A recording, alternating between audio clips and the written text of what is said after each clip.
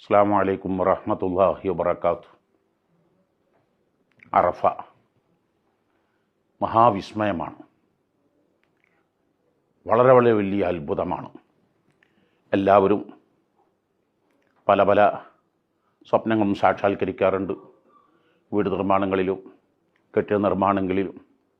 അപ്പോഴെല്ലാം അവർക്ക് മുമ്പിലൊരു ടാർജറ്റ്. പക്ഷേ ഒട്ടുമിക്ക പ്രസ്ഥാനങ്ങളും സംരംഭങ്ങളും അത് ഒരു 5-10 വർഷങ്ങൾ കഴിയുമ്പോൾ ആ സ്വപ്നങ്ങൾ മാറിമറിഞ്ഞ് അത് വിപുലീകരിക്കേണ്ടി, പൊളിക്കേണ്ടി, സൗകര്യം കൂട്ടേണ്ടി വരുന്നു.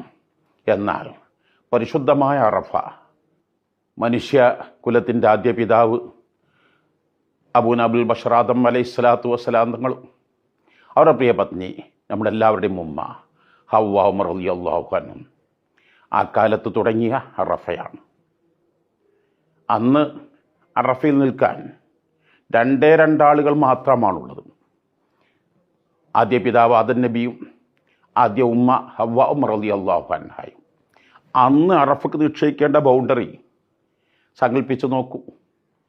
കൊല്ലം സഹസ്രാബ്ദങ്ങൾ കഴിഞ്ഞിട്ടും അറഫ നിറഞ്ഞ ഒരു കാലം ഇതുവരെ ഉണ്ടായിട്ടില്ല. അറഫയിൽ ആദ്യമായി ഹജ്ജിനെത്തുന്ന പലരും ചോദിക്കും, അറഫ സംഗമം എപ്പോഴാണ് തുടങ്ങുക? കാരണം അവർ നിൽക്കുന്ന ടെൻറ്റ്, പരിസരങ്ങൾ, ധാരാളം വാഹനങ്ങളെല്ലാം പാർക്ക് ചെയ്തിട്ടും ഇനിയും കുറേ സ്ഥലങ്ങൾ ബാക്കിയാണ്.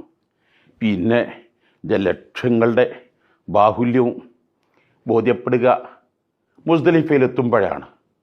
ഓഹോ, ഇത്രമാത്രം ലക്ഷങ്ങളെല്ലാം അറഫയിലുണ്ടായിരുന്നു.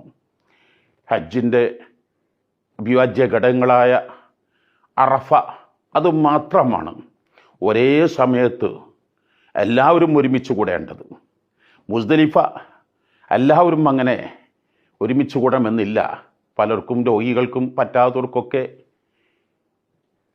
ചില ഇളവുകളും സൗകര്യങ്ങളുമൊക്കെ ഉണ്ട്. എന്നാൽ അറഫ മധ്യരേഖയിൽ നിന്ന് സൂര്യൻ തെറ്റലോടുകൂടെ അറഫ ആരംഭിച്ചു. പിന്നീട് ലോകമെമ്പാടുമുള്ള എല്ലാ മുസ്ലിമീങ്ങളുടെയും പ്രതിനിധികൾ, ലോകത്തിൻ്റെ നാനാ ദിക്കുകളിൽ നിന്ന് ലക്ഷങ്ങൾ ഒരേ വേഷത്തിൽ, ഒരേ സ്വഭാവത്തിൽ, ഒരേ ശൈലിയിൽ, ഒരേ ഒരു മന്ത്രധ്വനി, അല്ലാഹു അക്ബർ, ലബ്ബൈക് അല്ലാഹുമ്മ ലബ്ബൈക്, ലബ്ബൈക ലാ ശരീക ലക ലബ്ബൈക്, ഇന്നൽ ഹംദ വന്നിഅമത ലക വൽ മുൽക്ക് ലാ ശരീക ലക എന്ന് പറഞ്ഞു.